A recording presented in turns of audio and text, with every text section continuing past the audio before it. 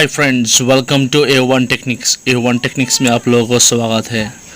आज नोकिया का एक फ़ोन आया है 1110। ये फ़ोन पावर ऑन नहीं हो रहा है। इसके चार्जिंग सेक्शन ओके है, चार्ज हो रहा है, परंतु ये पावर नहीं ऑन हो रहा है।